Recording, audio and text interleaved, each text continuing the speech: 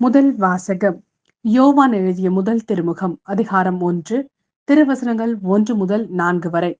தொடக்கம் முதல் இருந்த வாழ்வு அளிக்கும் வாக்கை நாங்கள் கேட்டோம், கண்ணால் கண்டோம், உற்று நோக்கினோம், கையால் தொட்டுணர்ந்தோம்.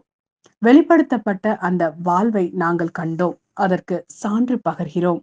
தந்தையோடு இருந்ததும் எங்களுக்கு வெளிப்படுத்தப்பட்டதுமான அந்த நிலைவாழ்வு பற்றி உங்களுக்கு அறிவிக்கிறோம்.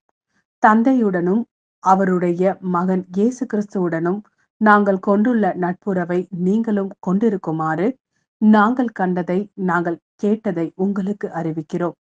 எங்களது மகிழ்ச்சி நிறைவடையுமாறு உங்களுக்கு இதை எழுதுகிறோம். இது ஆண்டவரின் அருள்வாக்கு. இறைவா, உமக்கு நன்றி. யோவான் எழுதிய நற்செய்தி அதிகாரம் 20 திருவசனங்கள் 2 முதல் 8 வரை. வாரத்தின் முதல் நாளன்று விடியற்காலையில் இருள் நீங்கும் முன்பே மகதலா மரியா கல்லறைக்கு சென்றார்.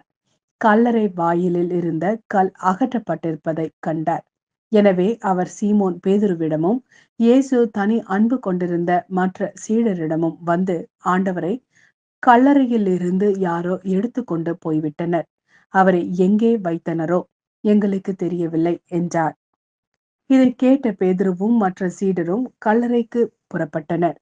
இருவரும் ஒருமித்து ஓடினர். மற்ற சீடர் பேதுருவை விட விரைவாக ஓடி முதலில் கல்லறையை அடைந்தார். அவர் குனிந்து பார்த்தபோது துணிகள் கிடப்பதை கண்டார். ஆனால் உள்ளே நுழையவில்லை. அவருக்கு பின்னாலே சீமோன் பேதுருவும் வந்தார். நேரே அவர் கல்லறைக்குள் நுழைந்தார். அங்கு துணிகளையும் இயேசுவின் தலையை மூடியிருந்த துணியையும் கண்டார். அத்துண்டு மற்ற துணிகளோடு இல்லாமல் ஓரிடத்தில் தனியாக சுருட்டி வைக்கப்பட்டிருந்தது. பின்னர் கல்லறைக்கு முதலில் வந்து சேர்ந்த மற்ற சீடரும் உள்ளே சென்றார், கண்டார், நம்பினார்.